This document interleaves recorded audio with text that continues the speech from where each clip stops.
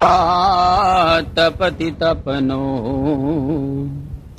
વાતિ વાત સમિંધે વહ નિર્ધત્તે ધરણીરુદધી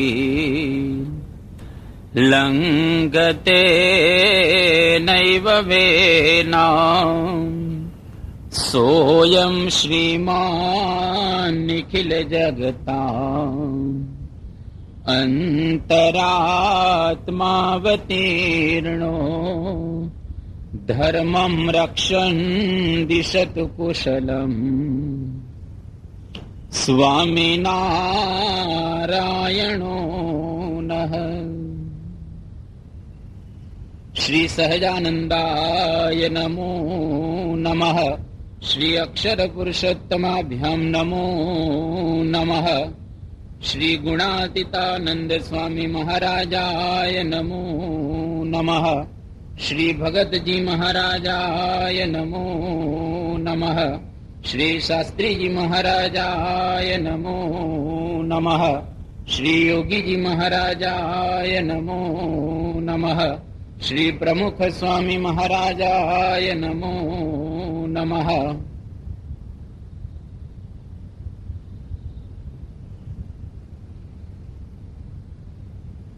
ભગવાન સ્વામિનારાયણે પોતાના કર કમળો દ્વારા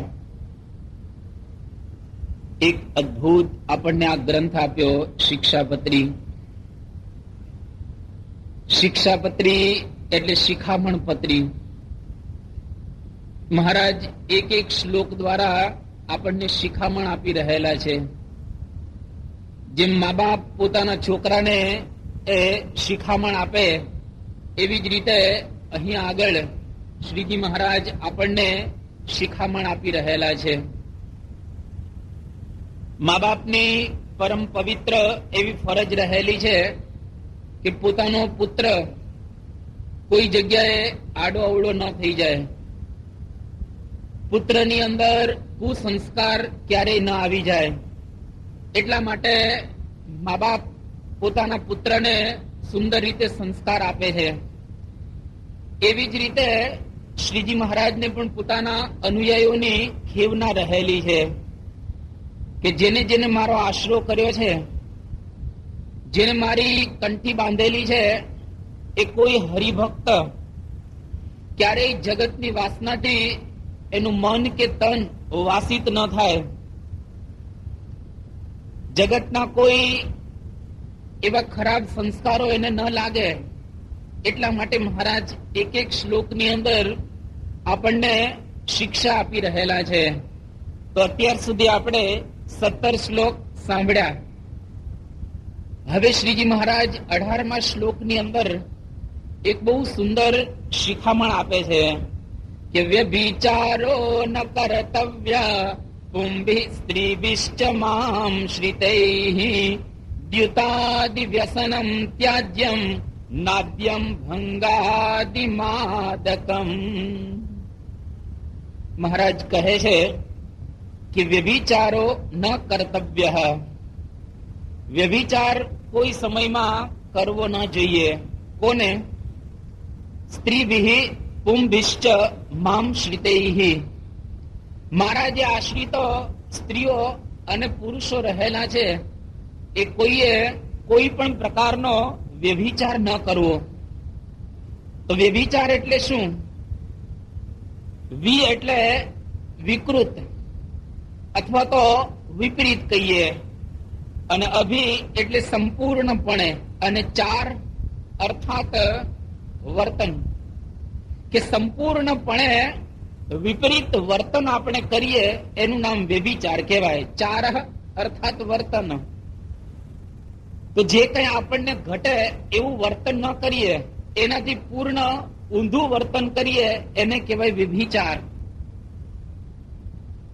ગ્રહસ્થ માટેના 5 વર્તમાન આપવામાં આવેલા છે: દારૂ, માટી, ચોરી, અવેરી, વટલવું નહીં અને વટલાવવું નહીં. એમાં અવેરી એટલે વ્યભિચાર, ચોથું આ વર્તમાન છે. અને સ્ત્રી અને પુરુષ એ જયારે પરસ્પર એકબીજાની અંદર જે આસક્તિ રાખે છે એ આસક્તિ જ્યારે ધર્મનો ત્યાગ કરે, એ આસક્તિ મર્યાદાનો ત્યાગ કરે, એને વ્યભિચાર કહેવામાં આવે છે. અને આદિકાળથી પુરુષ અને સ્ત્રી એકબીજાની અંદર આકર્ષાતા આવ્યા છે. આજે પણ આકર્ષાઈ રહેલા છે. ભવિષ્યની અંદર પણ આ આકર્ષણ એવું ને એવું રહેશે, તાજું જ રહેશે. કોઈ દિવસ એ આકર્ષણ ઘરડું નહીં થઈ જાય. માણસ ઘરડો થશે, પરંતુ એની આસક્તિ ઘરડી નહીં થાય. જીભ જેમ હંમેશને માટે તાજી જ રહે છે. જન્મ્યા હોય ત્યારથી માંડી અને ગામમાં જઈએ ત્યાં સુધી જીભ કોઈ દિવસ ઘરડી થતી નથી. આપણું શરીર ઘરડું થાય, વાળ સફેદ થાય, પગની અંદર વા આવે, પણ સ્ત્રી ની અંદર જેમ આસક્તિ માણસને ક્યારેય ઓછી થતી નથી, એવી જ રીતે આ જીભ હંમેશને માટે એ જુવાન જ રહે છે. તો શ્રીજી મહારાજ આપણને સમજાવી રહ્યા છે કે આદિકાળથી એક જાતનું આકર્ષણ છે, અને એ આકર્ષણને શાસ્ત્રોની ભાષામાં વ્યભિચાર ગણવામાં આવ્યો છે. કે એવું આકર્ષણ ન કરવું જોઈએ કે જેમાં ધર્મની મર્યાદા તૂટે. અને જો આવું આકર્ષણ આપણે રાખીએ તો એના દ્વારા ગમે તેવા મોટા હોઈએ તો પણ એની કીર્તિને કલંક લાગે છે. ઇન્દ્ર જેવો ઇન્દ્ર,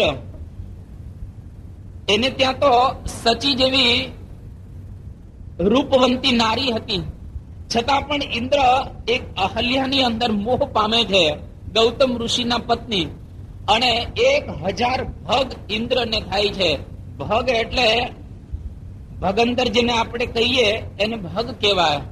તો કમળના વનની અંદર એના પ્રાયશ્ચિત રૂપે 1000 વર્ષ ઇન્દ્ર રહે છે. એનું કારણ વ્યભિચાર.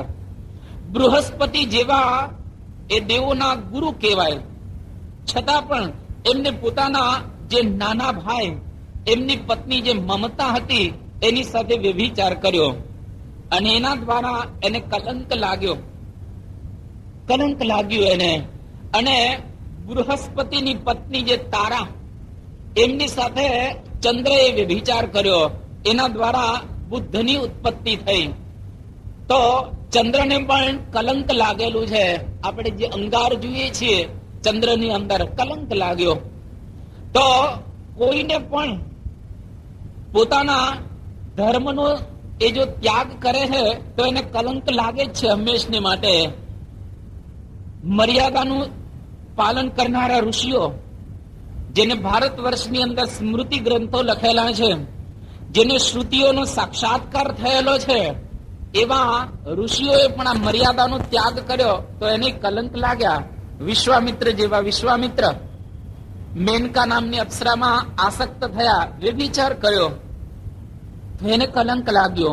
મત્સ્યગંધાની અંદર પરાશર ઋષિ આસક્ત થયા તો એમને પણ કલંક લાગેલું છે. તો આ યુગની અંદર આવો જે દિવ્ય આચાર, એ આચાર આપણે કેવી રીતે પાડી શકીએ? અને આ યુગની અંદર તમે જુઓ, માણસને આચાર પાળવો હોય તો મુશ્કેલ છે અત્યારે, કારણ કે જાત જાતની ફેશનો થઈ ગઈ છે, આધુનિક બધી. સિનેમા ગૃહો એવા રહેલા છે જેમાં નગ્ન દ્રશ્ય જોવામાં આવે છે. સહ શિક્ષણ થઈ ગયેલું છે, છોકરાઓ અને છોકરીઓ ભેગા ભણે છે. જાત જાતની જાહેરાતો આપણે રસ્તા ઉપર જોતા હોઈએ છીએ. તો એવા યુગની અંદર, જે યુગમાં આપણે જીવીએ છીએ, ત્યાં આગળ ગર્ભપાત એ કાયદેસર થઈ ગયા છે. ગર્ભપાત કરાવવા એક કાયદેસર છે. તો આવા યુગની અંદર વ્યભિચાર ન કરવો, આવા યુગની અંદર નિયમ ધર્મ બરાબર સાચવવા એ બહુ જ મુશ્કેલ છે. એટલા માટે દરેક ધર્મની અંદર મોટા મોટા પુરુષોએ આ વ્યભિચાર અંગે ઘણી સુંદર વાતો કરેલી છે કે જીવનની અંદર ક્યારેય કોઈ પણ વ્યક્તિએ કે કોઈ પણ સ્ત્રીએ વ્યભિચાર ન કરવો જોઈએ. ઇસ્લામ ધર્મમાં મુખ્ય ગ્રંથ કહેવાય કુરાન. એ કુરાનની અંદર ખુદા તાલા સમજાવે છે કે વ્યભિચારી પાસે ન જાઓ અને તે નિર્લજતા છે, માટે એ બુરો માર્ગ છે, વ્યભિચાર કરતા જેલ સારી. આ કુરાનની અંદર બતાવવામાં આવ્યું છે. તો બીજી એક જગ્યાએ એવી વાત કરી કે મુસ્લિમ દેશોમાં સ્ત્રીઓની તમે જુઓ છેડતી ત્યાં આગળ થતી નથી. મિડલ ઇસ્ટમાં તમે જાઓ, Dubai, Abu Dhabi, Sharjah, અજમાન, Bahrain, Kuwait કે પછી ઓમાન અર્થાત મસ્કતની અંદર તમે જાઓ તો એ બધા મિડલ ઇસ્ટના દેશો કહેવાય, યુએઈ, યુનાઇટેડ આરબ એમિરેટ્સ. તો આ દેશોની અંદર કોઈ જગ્યાએ કોઈ જાહેરમાં સ્ત્રીની જો છેડતી કરે તો એને ભયંકર સજા કરવામાં ત્યાં આવે છે અને જાહેરમાં એને ફાંસીની સજા આપવામાં આવે છે. એટલે એ દેશોની અંદર કોઈ પણ પ્રકારનો વ્યભિચાર થતો નથી. એટલા માટે કુરાનની અંદર એક બીજી વાત કરવામાં આવી કે જે સ્ત્રી સાથે વ્યભિચાર કરે છે તે અક્કલહીન છે ને પોતાના આત્માનો વિનાશ નોતરે છે. પર સ્ત્રીની સાથે વ્યભિચાર કરવો એટલે અક્કલહીનતા રહેલી છે અને એ વ્યક્તિ પોતાના આત્માનો વિનાશ નોતરે છે. આ પ્રમાણે વાત કરે છે. બૌદ્ધ ધર્મનું શાસ્ત્ર ધમ્મપદ, એ ધમ્મપદની અંદર બહુ એક સુંદર વાત કરવામાં આવી છે કે પરદારા સેવી 4 અવસ્થા પામે છે. એક તો અપુણ્ય મળે, નિશ્ચિંત શૈયા ન મળે, નિંદા પામે અને નરકની એને પ્રાપ્તિ થાય. તો આ પ્રમાણે બૌદ્ધ ધર્મ કહે છે. હિન્દુ ધર્મની અંદર કે સનાતન હિન્દુ ધર્મની અંદર એ બ્રહ્મચારી રહેવા માટે ખૂબ જ આગ્રહ એ કરવામાં આવેલો છે. બ્રહ્મચર્ય પાલનની 3 શ્રેણી ગણાવવામાં આવેલી છે. એક તો જેને ઉર્ધ્વ રેતા બ્રહ્મચારી કહેવામાં આવે છે. ઉર્ધ્વ રેતા બ્રહ્મચારી જેને આજીવન એટલે કે જન્મ થાય ત્યારથી માંડી અને એ વ્યક્તિ ધામમાં જાય ત્યાં સુધી કોઈ દિવસ એના તેજનું અર્થાત વીર્યનું સ્ખલન ન થાય. સનકાદિક જેવા ઋષિઓ આજીવન બ્રહ્મચર્ય એમને રાખેલું, એટલે કે ક્યારેય એમના વીર્યનું સ્ખલન એમને થવા દીધેલું નહીં. સુખદેવજી જેવા એ પણ જન્મસિદ્ધ યોગી, કપિલદેવ ભગવાન જેવા એ પણ જન્મસિદ્ધ, અને આજે વર્તમાન કાળે અખિલ ભારત વર્ષની અંદર કેતા આ વિશ્વની અંદર નૈષ્ઠિક બ્રહ્મચારી, ઉર્ધ્વ રેતા બ્રહ્મચારી આપણી નજર સમક્ષ વિચરતા પ્રમુખ સ્વામી મહારાજ કે જેને આજીવન આવું એક વ્રત ધારણ કરેલું છે. ઉર્ધ્વ રેતા એટલે કે એમનું ક્યારેય તેજનું સ્ખલન જ ન થાય.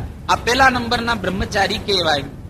બીજી વાત કરે છે કે યોગીઓ, જે યોગીઓના આ વીર્યની અંદર કંપન ઉઠે પરંતુ ભક્તિ દ્વારા કે નિયમ ધર્મ દ્વારા એ સ્ખલન ન થવા દે, એને વિચાર આવે અને અંદર એને ઈચ્છાઓ પણ જાગૃત થાય, પરંતુ બ્રહ્મચર્યનું પાલન કરવા માટે એ ભક્તિ રાખે અને નિયમ ધર્મની દ્રઢતા પણ એના અંતરની અંદર બરાબર રાખે, જેના દ્વારા એ પોતાના વીર્યનું સ્ખલન ન થવા દે, એને કહેવાય યોગીઓ.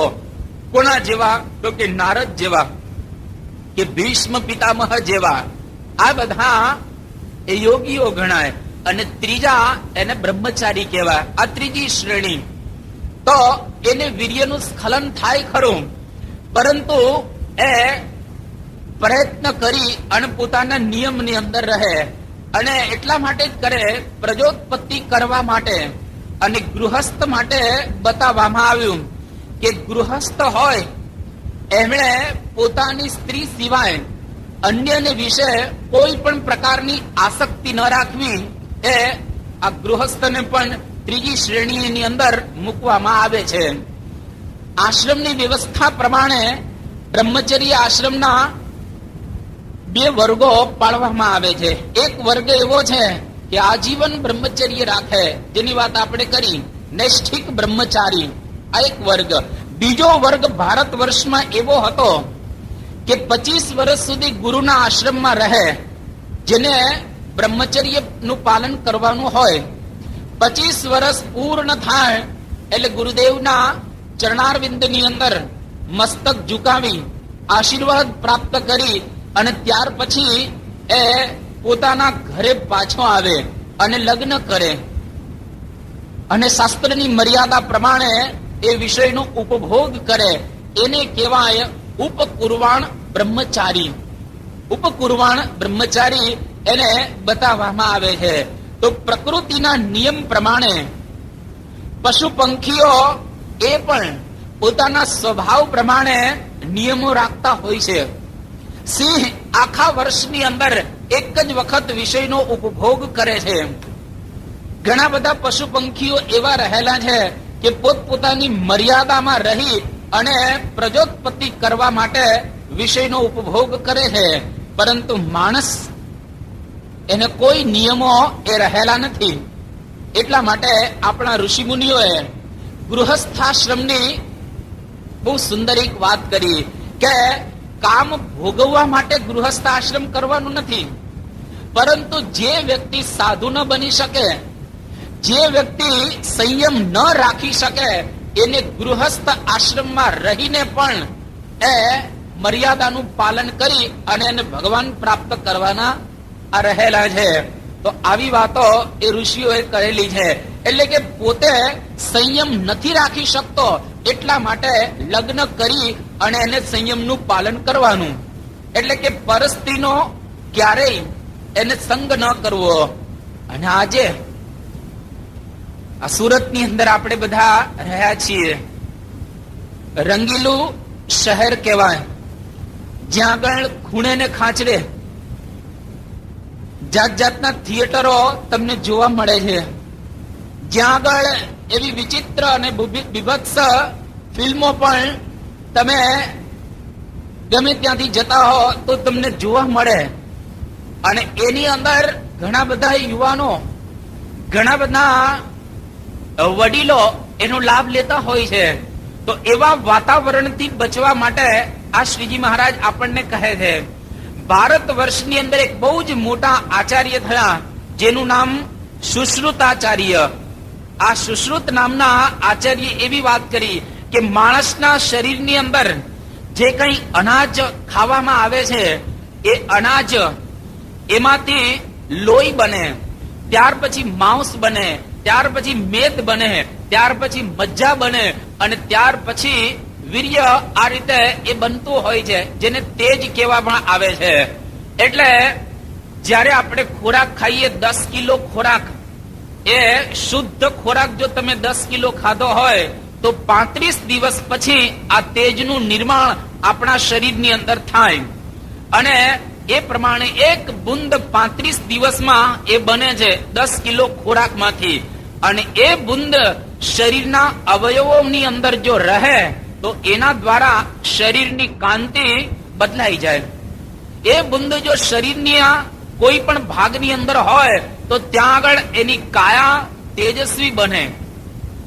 અને એનું જો રક્ષણ ન થાય તો એ માણસ ઝાંખો પડી જાય, એની યાદ શક્તિ ઘટી જાય, એનું તેજ ઘટી જાય, એની બુદ્ધિ ઘટે, બળ ઘટે અને ભગવાનની અંદર શ્રદ્ધા પણ એની ઘટી જતી હોય છે. ભક્તિ કરવામાં એનું મન બરાબર સંલગ્ન ન થાય. આવી વાતો એ સુશ્રુત નામના આચાર્યએ કહેલી છે. તો શ્રીજી મહારાજ બ્રહ્મચર્યના વિશેષ પ્રતિપાદક હતા.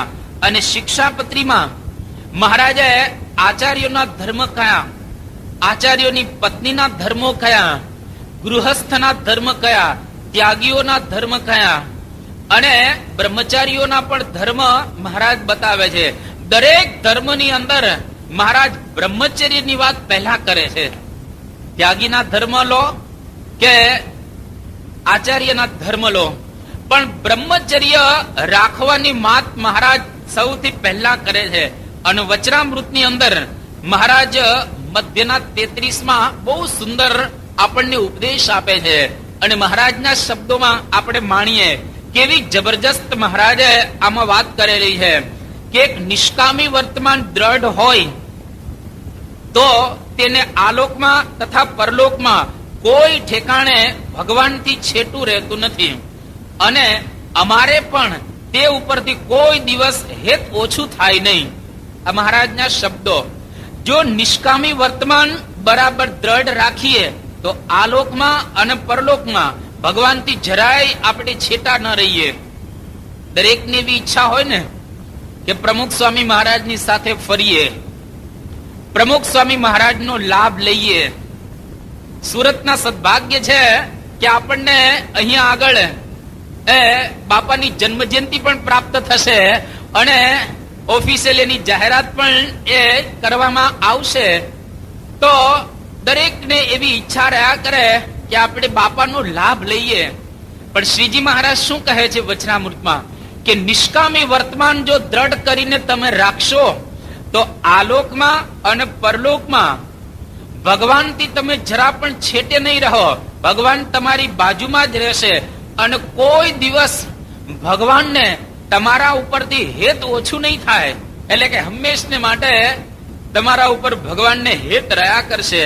આ મહારાજ વાત કરે છે. બીજી વાત, પ્રથમના 34માં વચનામૃતમાં મહારાજ કહે છે કે ગૃહસ્થને પણ બ્રહ્મચર્ય કહ્યું છે. જે પરસ્ત્રીનો ત્યાગ રાખો તથા પોતાની સ્ત્રીનો પણ વ્રતને દિવસ ત્યાગ રાખો ને ઋતુ સમયે સ્ત્રીનો ત્યાગ કરવો અને સંગ કરવો. આ પ્રમાણે મહારાજ એ કહે છે કે પોતાની સ્ત્રીનો પણ એને ઋતુ સમયે સંગ કરવો, પરંતુ આ પ્રમાણે વ્રતના દિવસે એ સ્ત્રીનો સંગ ન કરવો. આ ગૃહસ્થ માટે બ્રહ્મચર્ય વ્રતની વાત મહારાજ કહે છે. આ બહુ જ અગત્યનો એક નિયમ આપી રહેલા છે મહારાજ. એક તો બ્રહ્મચર્ય વ્રતનું પાલન કરવું અને સાથે સાથે જીવનની અંદર તમારા માટે વાત નથી કરતા મહારાજ, અમારા માટે ધનનો ત્યાગ બીજો બતાવે છે. તો સ્ત્રીનો ત્યાગ બંને માટે પોતપોતાની રીતે એ કરવાનો હોય છે. તો ગૃહસ્થ આશ્રમ માટે આ રીતે મહારાજે બતાવ્યું. ત્યાર પછી શ્રીજી મહારાજ એક ત્રીજી ને અદભુત વાત કરે છે. આમ તો આખા વચનામૃતમાં ઘણી ઘણી વાતો કરવામાં આવેલી છે, પણ ત્રીજી અગત્યની વાત મહારાજ કહે છે કે 5 પ્રકારની જે સ્ત્રીઓ છે તેનો જો ધર્મ ભંગ કરાવે તો તેને પણ બ્રહ્મ હત્યાનું પાપ લાગે છે. કોઈ માણસ બ્રહ્મ હત્યા કરે અને જે પાપ લાગે એ જ પાપ 5 પ્રકારની જે સ્ત્રીઓ રહેલી છે એના વર્તમાનનો જો ભંગ આપણે કરાવીએ તો એવું પાપ લાગે છે. એક મહારાજ કહે છે કે પોતાને શરણે આવેલી હોય કોઈ સ્ત્રી અને એની સાથે ખરાબ વ્યવહાર કરીએ તો બ્રહ્મ હત્યાનું પાપ લાગે. બીજી કે પોતાની સ્ત્રી હોય અને વ્રત અને ઉપવાસને દિવસ પોતાનો સંગ કરવાની એની ઈચ્છા ન હોય તો એ વખતે પણ એનો સંગ ન કરો. આ મહારાજ કહે છે. અને જો સંગ કરીએ તો બ્રહ્મ હત્યાનું પાપ લાગે. ત્રીજી વાત મહારાજ કહે છે કે પતિવ્રતા સ્ત્રી હોય એના પાતિવ્રત્યનો કોઈ ભંગ કરાવે તો એને પણ પાપ લાગે છે. ચોથી વાત મહારાજ બતાવે છે કે ચોથી કઈ સ્ત્રી કે વિધવા સ્ત્રી હોય. વિગતઃ ધવઃ યસ્યાહ સા ઇતિ વિધવા, જેનો પતિ મૃત્યુ પામેલો છે એટલે સ્વાભાવિક રીતે એના અંતરની અંદર વિષય ભોગવવાની ઈચ્છા રહ્યા કરે. એનો પતિ મરી ગયો છે, હવે એ વિધવા સ્ત્રીનો કોઈ જો સંગ કરે તો એને પણ બ્રહ્મ હત્યાનું એ પાપ લાગે છે. અને મહારાજ 5મી સ્ત્રીની વાત કરી રહેલા છે કે વિશ્વાસી સ્ત્રી હોય, પોતાના વિશ્વાસે આવેલી હોય અને એના એ વિશ્વાસનો જો આપણે ભંગ કરીએ તો એ પણ બ્રહ્મ હત્યા તુલ્ય એ પાપ લાગે છે. તો આ પ્રમાણે ગૃહસ્થ આશ્રમની અંદર આટલું સાચવવાનું હોય છે. તો તરત આપણને પ્રશ્ન થાય, અત્યારની સોસાયટી એટલે ફ્રી સોસાયટી છે અને લોકો એવી વાત કરે છે કે તમારી વાસનાને રોકો નહીં, જ્યાં જતી હોય વાસના ત્યાં તમે એને જવા દો. વાસનાને રોકવાની કોઈ જરૂર રહેલી નથી. જેમ તમને ખાવાની ઈચ્છા થાય છે, જેમ તમને પીવાની ઈચ્છા થાય છે, જેમ તમારા આ રીતે મુખની અંદર ગળફા આવે છે, નાકની અંદર લીટ આવે છે, આંખની અંદર ચીપડા આવે છે, કાનની અંદર મેલ ભરાય છે, અને આ પ્રમાણે આપણે લેટ્રિન જેને પેશાબ કરીએ છીએ એ જેમ કુદરતી હાજતો રહેલી છે અને એની જેમ આપણને ઈચ્છા થાય છે, એવી જ રીતે આ સ્ત્રીયાદિકને ભોગવવાની ઈચ્છા થાય છે, એને રોકવાની નહીં. આધુનિક લોકો આવી વાત કરતા હોય છે, ફિલી સોસાયટી વાળા, પરંતુ મહારાજનો આ મત રહેલો નથી. શ્રીજી મહારાજ એના માટે એ ના પાડે છે અને મોટા પુરુષ કહે છે કે વ્યભિચારથી નુકસાન જ હંમેશને માટે એ થઈ રહેલું છે. એક વખત ગુણાદિતાનંદ સ્વામી રાજકોટની અંદર વિરાજમાન હતા અને એક હરિભક્ત રસોઈ આપવા માટે આવ્યા. દૂધના દેગડા ભરીને આવેલા મંદિરમાં.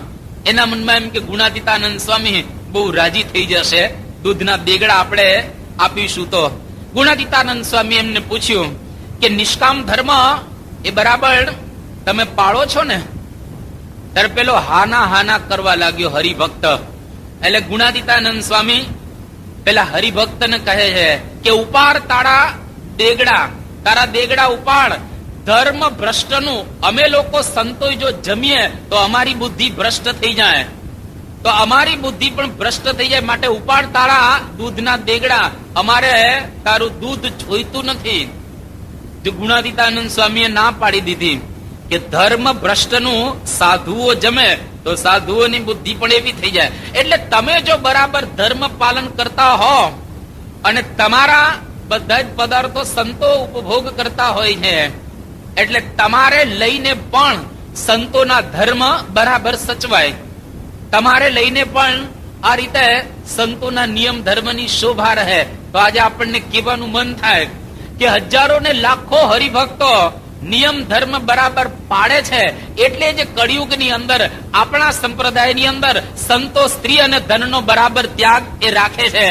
અને જો હરિભક્તો આવા દિવ્યતા વાળા ન હોય તો આપણા સંતોની અંદર જે તેજ રહેલું છે એવું તેજ અન્યત્ર એ આપને જોવા નહીં મળે. એનું કારણ કે હરિભક્તો બરાબર વર્તે છે, નિયમનું પાલન બરાબર કરે છે અને એને લઈને સંતો પણ બરાબર વર્તે છે. અને બંનેનું કારણ કે મૂળ એ સ્વામી બાપા રહેલા છે, એ બરાબર વર્તે છે. એટલે આપણને એવી એક જબરજસ્ત બંનેને પ્રેરણા પ્રાપ્ત થાય છે. અને જો વ્યભિચાર કરીએ તો એના દ્વારા ઘણા પ્રકારના એ નુકસાનો દુનિયાની અંદર થતા હોય છે. લાજ શરમ કે આપણી નિંદા પણ થાય. રાવણ જેવો રાજવી કેટલો બુદ્ધિશાળી હતો, હોશિયાર હતો. વૈશેષિક દર્શન ઉપર રાવણે ભાષ્ય લખેલું છે.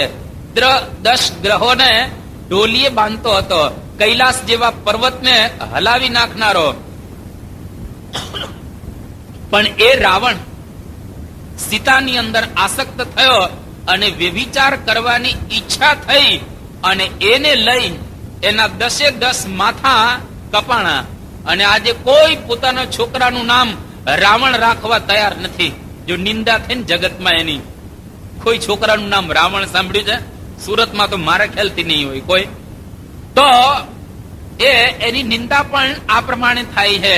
ઇન્દ્ર જેવો ઇન્દ્ર, ચંદ્ર, આ બધાને પણ એક કલંક લાગ્યા. તમે જો અમેરિકાનો રાષ્ટ્રપતિ બિલ ક્લિન્ટન, એ બહુ જાણીતો પ્રસંગ છે એટલે હું વિસ્તાર કરતો નથી, તમે ઘણીવાર એમના વિશે સાંભળી ચૂકેલા છો. બિલ ક્લિન્ટન એને કલંક લાગ્યું અને વચ્ચે તો થોડો સમય ખુરશી ડામાડોળ થઈ ગઈ. પેલો ટાયસન બોક્સર કેટલો જબરજસ્ત એ તાકાત વાળો છે, બહારથી તાકાત બહુ છે પણ સ્વભાવની પાસે તાકાત નથી. એને કેટલું સહન કરવું પડ્યું. આ પ્રમાણે બળાત્કાર કર્યો, એમાં જેલમાં રહીને આવ્યો 2-3 વર્ષ, બહાર નીકળ્યો છે હવે. અને લાખો ડોલરની સંપત્તિ એને આમાં સ્વાહા કરવી પડી. જગતની અંદર આબરૂના ધજાગરા થઈ ગયા. તો આ નિંદા પણ આપણી થાય, જગતની અંદર કીર્તિ પણ ઘટી જાય અને શરમજનક કહેવાય. માણસ ભાન ભૂલે ને ત્યારે જ આવું કરતો હોય છે. એક વખત રાજા ભોજ અને કવિ કાલિદાસ, આ 2 જણા પોતપોતાના ક્ષેત્રની અંદર પાવરફુલ. પેલા કવિ સારા અને રાજા સારા, પર બંને જણા એક ગણિકાની અંદર આસક્ત થયેલા. સ્ત્રી એક અને વ્યક્તિ 2. તો એક વખત કવિ કાલિદાસ પેલી ગણિકાની પાસે ગયા. એની પહેલા રાજા ભોજે ગણિકાને પઢાવેલી. કઈ લીધેલું કે આજે કાલિદાસ આવે તો એક કાલિદાસ ને તું એવી વાત કરજે કે તારે જો વિષયનો ઉપભોગ કરવો હોય તો અડધી મૂછ મુંડાવવાની. અડધી મૂછ મુંડાવવાની એટલે કાલિદાસ તો વિષયાસક્ત હતો એટલે અડધી મૂછ મુંડાવી નાખી. અને એવા સમયની અંદર અડધી મૂછ મુંડાવીને પાછો જયારે કાલિદાસ આવે છે તો ભોજની સાથે એમને વાર્તાલાપ થયો. અને વાર્તાલાપમાં જાણી લીધું કાલિદાસે કે આ ભોજ રાજાના જ કારસ્થાન છે. ભોજ રાજાએ પેલી ગણિકાને કીધું કે કાલિદાસ આવે એટલે અડધી મૂછ એને મુંડાવી નાખવાનું તું કહેજે.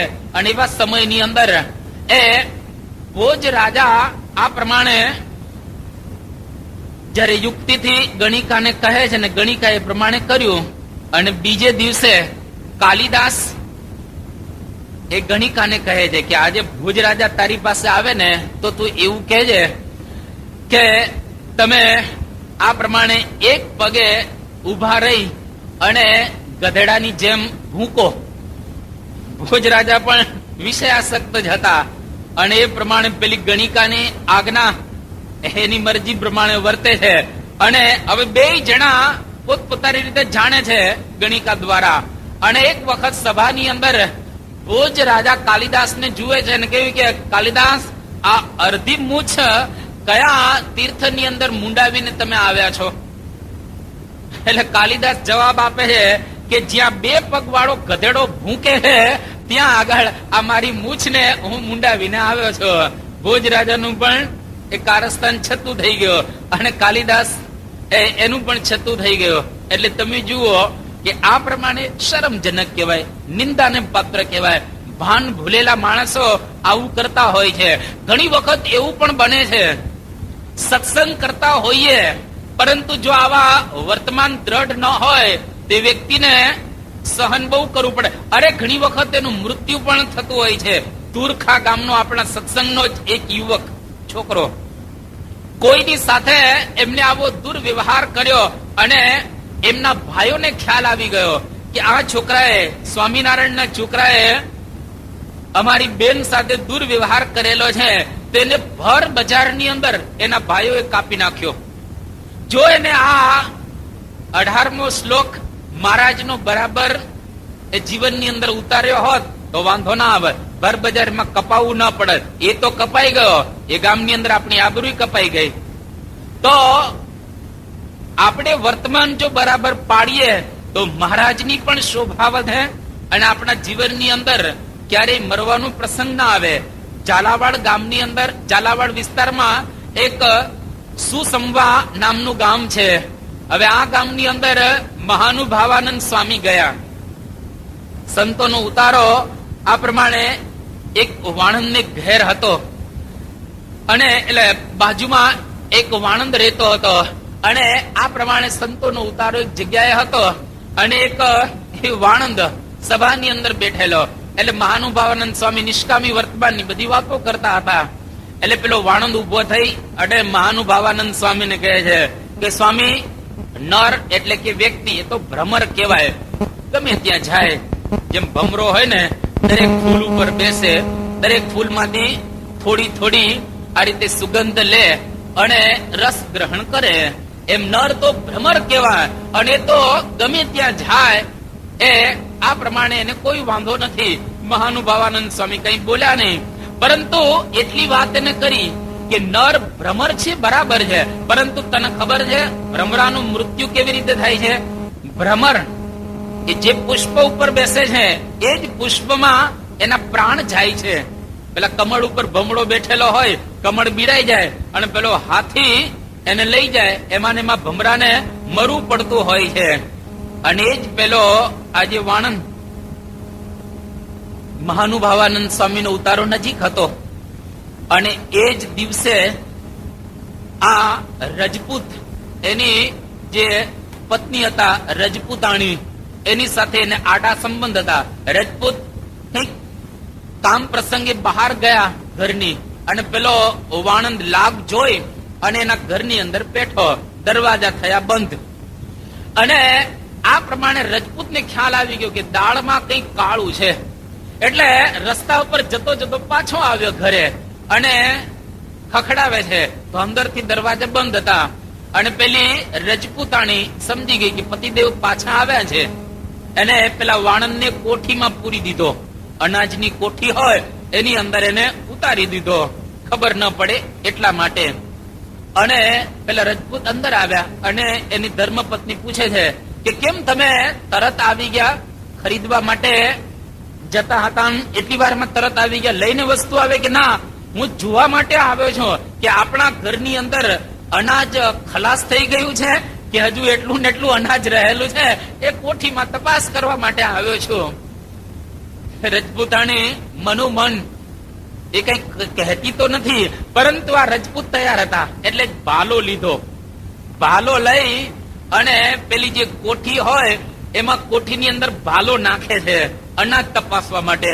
અંદર પેલો વાણંદ હતો, રજપૂત બધું જાણતા હતા અને કોઠીમાં ભાલો ભરાવી રહેલા છે આમ ઉપરથી જોરથી. હવે માણસને ભાલો વાગે એટલે સ્વાભાવિક રીતે એ માણસ અંદર રાડો પાડે, બૂમો પાડે, પણ એકદમ પેલો બૂમો પાડે છે વાણંદ. અને મહાનુભાવાનંદ સ્વામીનો ઉતારો નજીકમાં છે, એને આ બૂમો બધી સંભળાણી. અને મહાનુભાવાનંદ સ્વામીને કહેવામાં આવ્યું કે સ્વામી આ શું સંભળાઈ રહેલું છે? તો મહાનુભાવાનંદ સ્વામી કહે છે કે એ તો નર ભ્રમર ગુંજારવ કરે છે, કે નર ભ્રમર એ ગુંજારવ કરી રહેલો છે. અને આ પ્રમાણે મહાનુભાવાનંદ સ્વામી જવાબ આપે છે. તો આપણે કોઈ પણ સમયની અંદર આ પ્રમાણે એ ન કરવું જોઈએ. વ્યભિચારને લઈને કેટલાય કુટુંબો તૂટી જાય છે, કેટલાય એ છોકરાઓ પોતાના મા બાપ વિનાના થઈ જાય છે, કેટલાય છોકરાઓ અસંસ્કારી બની જાય છે એના મા બાપને લઈને. એટલા માટે મહારાજ અહીંયા આગળ ના પાડે છે.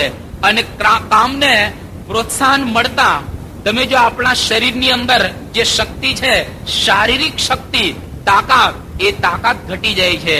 માનસિક શક્તિ, વિચારવાની શક્તિ ઘટે છે. જે માણસ વિચારતા વિચારતા થાકી જાય, સમજી લેવું કે એ માણસ બ્રહ્મચર્યનું જેવું પાલન કરવું જોઈએ એવું પાલન કરી શકતો નથી અને એને થાકનો અનુભવ થાય. એટલે અહીંયા આગળ આટલી વાત કરી અને આગળ કહે છે કે ઘણા બધા રોગો થાય છે આને લઈને. વ્યભિચાર કોઈ માણસ કરે તો એને કેવા કેવા રોગો થતા હોય. પેલા તો ચામડીના રોગો, કે સિફિલિસ નામનો એક રોગ થાય છે, ગોનોરિયા નામનો એક ચામડીનો રોગ થાય છે માણસ બહુ વ્યભિચાર કરે તો. અને વધુ પડતા એ કામાસક્ત માણસને નપુંસકતા આવે છે. અને આ જગતનો અત્યારે 21મી સદીનો મહાન કોઈ જો રોગ હોય તો એડ્સ.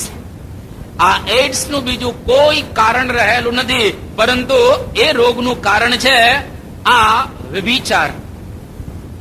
અમદાવાદની અંદર એક છોકરો જેનું નામ હિમાંશુ, ઉંમર 23 વર્ષ, પ્રમુખ સ્વામી મહારાજની પાસે આ છોકરો આવ્યો. બહુ સુખી સંપન્ન મા બાપનો આ નબીરો હતો. એમને ખ્યાલ આવી ગયો કે મને એડ્સ થયો છે. એટલે ધ્રુસકે ને ધ્રુસકે છોકરો રડવા લાગ્યો. એના મા બાપે એને કહ્યું કે બેટા હવે કઈ ચિંતાનો વિષય કઈ રહેલો નથી, જે થવાનું હતું એ થઈ ગયું. પરંતુ એ છોકરો રડતા રડતા એ કહે છે કે હું મરી જાઉં, મારા મૃત્યુ પછી લોકોને મારા મૃત્યુનું કારણ જણાવજો. અને આ મને એડ્સ નહીં પણ નવરાત્રી લાગેલી છે. આ મને જે રોગ થયો છે એડ્સ, એનું બીજું કોઈ કારણ નથી, આ નવરાત્રી છે. માટે યાદ રાખજો, હમણાં નવરાત્રી આવે છે. કોઈ સત્સંગી તિલક ચાંદલો કરનારા નવરાત્રીની અંદર ન જાય એવી પરમ પૂજ્ય પ્રમુખ સ્વામી મહારાજની ઈચ્છા છે. અને આપણે બધા ઈચ્છાનું પાલન કરીશું. અને જો આ ઈચ્છાનું પાલન બરાબર કરીશું તો આપણે જ્યાં આગળ મંદિર બાંધવાનું છે, અહીંયા આગળ સંસ્કાર ધામ બાંધવાનું છે, એ સર્વોપરી સંસ્કાર ધામ બંધાશે. અને એક નિયમ જો બરાબર પાળશો તો મને એવું લાગે છે આ આખા સંસ્કાર ધામની અંદર એક ઇંચની પણ જગ્યા નહીં મળે. એક એક જગ્યાએ અહીંયા આગળ માણસો બેઠા હશે એટલો સત્સંગ આ વરાછાની અંદર વધી જશે. કારણ કે લોકોને થશે કે આવા તેજ વાળા પ્રમુખ સ્વામીના શિષ્ય છે કે જે નવરાત્રીના ગરબામાં નથી જતા, નવરાત્રીની અંદર કોઈ પણ પ્રકારનો આવો દુરાચાર એ કરતા નથી. તો આ છોકરો કહે છે કે આ મને નવરાત્રીની અંદર રોગ લાગેલો છે અને 9 દિવસ દરમિયાન જે મેં વિચાર કર્યો અને એના દ્વારા આ એડ્સ મારા શરીરની અંદર ઘૂસી ગયેલો છે. એડ્સ એટલે એવો એક ભયાનક રાજ રોગ છે જેનો કોઈ ઈલાજ અત્યાર સુધી શોધાયેલો નથી અને દુનિયાનો કોઈ એવો દેશ નથી કે જે દેશની અંદર એડ્સ ન હોય. બધા દેશોની અંદર છે. એડ્સ એટલે શું? AIDS એડ્સ એને કહેવાય. એ એટલે એક્વાયર્ડ, ઈ એટલે ઇમ્યુનો અને આ ડી એટલે ડેફિશિયન્સી અને સ એટલે સિન્ડ્રોમ. એટલે કે મેળવેલી રોગ પ્રતિકારક શક્તિની ઉણપના ચિહ્નો એટલે આ એડ્સ. જે માણસને એડ્સ થાય એના શરીરની અંદર રોગ પ્રતિકારક શક્તિ ઘટી જાય અને કોઈ પણ રોગથી એનું મૃત્યુ થાય. જેટલા શરીરની અંદર રોગ પ્રવેશે એ બધા રોગો ઘર કરીને રહે. કોઈ રોગ એનો નાશ ન પામે કારણ કે અંદર એ પ્રતિકાર શક્તિ જ આપણી ખલાસ થઈ ગયેલી હોય છે. એટલે આ રોગ એક અતિ સૂક્ષ્મ વાયરસ થી ઉત્પન્ન થાય છે. એક સૂક્ષ્મ વાયરસ આવે છે જે વાયરસનું નામ છે HIV. આ વાયરસનું નામ છે. HIV એટલે શું? તો એના માટે પણ એ કહેલું છે કે હ્યુમન ઇમ્યુનો ડેફિશિયન્સી વાયરસ. આ એવો વાયરસ રહેલો છે કે એક વખત માણસના શરીરમાં આ વાયરસ પેસી ગયો એટલે માણસની રોગ પ્રતિકારક શક્તિને તોડી નાખે અને આ વાયરસ જે વ્યક્તિની અંદર પ્રવેશે એ વ્યક્તિની અંદરની સિસ્ટમ બધી ખલાસ કરી નાખે. એટલે માણસને જો શરદી થઈ હોય ને તો શરદી મટે નહીં, માણસને ક્યાંય ઘા વાગે તો એ ઘા રૂજાય નહીં, માણસને ઉધરસ આવવાની શરૂ થાય તો ઉધરસ ઘર કરી જાય. કોઈ રોગ મટે નહીં. આ વાયરસ જો એક વખત આપણામાં એ પ્રવેશી ગયો તો, અને આ વાયરસની વિશેષતા છે HIV ની કે એક વખત તમારા શરીરમાં બેઠો એટલે કોઈ દિવસ નીકળે નહીં, તમને મારી નીકળે. જ્યાં સુધી તમે મરો નહીં ત્યાં સુધી આ વાયરસ શરીરમાંથી બહાર નીકળતો નથી. તો આ વાયરસ આપણા શરીરમાં ઘૂસે એ કેવી રીતે ઘૂસે? એના કારણો શું? તો કે આટલી રીતે આપણા શરીરની અંદર આ HIV નામનો વાયરસ છે એ ઘૂસતો હોય છે. પહેલું કારણ કે કોઈ પણ માણસને એડ્સ થયો હોય, એ સ્ત્રી હોય કે પુરુષ હોય, એને જો એડ્સ થયો હોય અને એની સાથે કોઈ વ્યક્તિ આ પ્રમાણે જોડાય, સજાતીય કે વિજાતીય એનો ઉપભોગ કરે તો એના દ્વારા એ વાયરસ એના શરીરમાં હતો એ હવે વાયરસ આપણા શરીરની અંદર આવી જાય. એટલે કોઈ એડ્સ ગ્રસ્ત કોઈ પણ હોય એની સાથે જો ખરાબ વ્યવહાર રાખીએ તો આપણા શરીરની અંદર આ ઘૂસી જાય. બીજી વાત કરે છે કે કોઈ પણ વ્યક્તિ એડ્સ નો દર્દી હોય એનું લોહી પણ જો આપણે લઈએ અને લોહી દ્વારા પણ આપણા શરીરની અંદર એ વાયરસ ઘૂસી જતો હોય છે. હમણાં જ મુંબઈમાં આપણે એક બહુ જ સારા હરિભક્ત 10 વર્ષ પહેલા એમણે એક જગ્યાએથી લોહી લીધું અને લેવું પડે એવી પરિસ્થિતિ હતી. એક્સિડન્ટ થયું અને આ આટલો ભાગ છે એની અંદર બહુ ઈજા થઈ. તાત્કાલિક એને લોહીના બાટલા આ ચડાવવામાં આવ્યા. નામ એનું ભીમજીભાઈ, એ બોમ્બેના. અને એ ભીમજીભાઈએ લોહી લીધું. વાયરસ પેલા લોહીની અંદર હતો અને એ વાયરસ 10 વર્ષ પહેલા એના શરીરમાં ઘૂસી ગયો. હમણાં એ 2 વર્ષ પહેલા એમનું મૃત્યુ થયું. પવિત્ર હરિભગત, તિલક ચાંદલો અપ ટુ ડેટ કરે અને એટલા સારા હરિભક્ત કે એને જોઈને સમાજના માણસોને માન ઉપજે. પણ કોઈકનું લોહી લીધું અને એમાં આ વાયરસ આવી ગયો HIV, એટલે એ માણસને એડ્સ થયો અને એમાં એનું એકદમ ખરાબ જેને કહેવાય એવું મૃત્યુ થયું. તો કોઈક વખત લોહી દ્વારા પણ આવી જાય. કોઈ સગર્ભા સ્ત્રી હોય જે સ્ત્રીની અંદર આ વાયરસ રહેલો હોય તો એનું બાળક પેટમાં હોય, એ બાળકને જન્મજાત એડ્સ થાય છે. એની માં આવી હોય તેના બાળકને થાય. અને કદાચ પેટમાં ન થયો હોય આ રોગ, તો એ બહાર જ્યારે બાળક આવે અને માતાનું ધાવણ ધાવે, તેના ધાવણની અંદર પણ આ HIV નામનો વાયરસ અંદર ગરી જાય શરીરમાં, અને એના દ્વારા એના બાળકને પણ એડ્સ થાય. આ ત્રીજું કારણ. ચોથું કારણ એવું છે કે જે જગ્યાએ આપણે દવાખાનામાં જઈએ, એ દવાખાનાની અંદર ડોક્ટરો કોઈને કાપતા હોય છે, કોઈનું લોહી લેતા હોય છે, કોઈને ચેકો મારી અને સાફ કરતા હોય છે.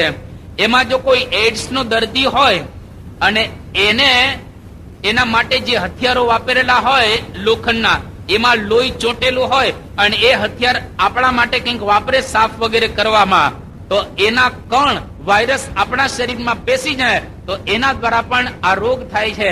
એટલે અત્યારે યુઝ એન્ડ થ્રો બધા દવાખાનાની અંદર ઇન્જેક્શન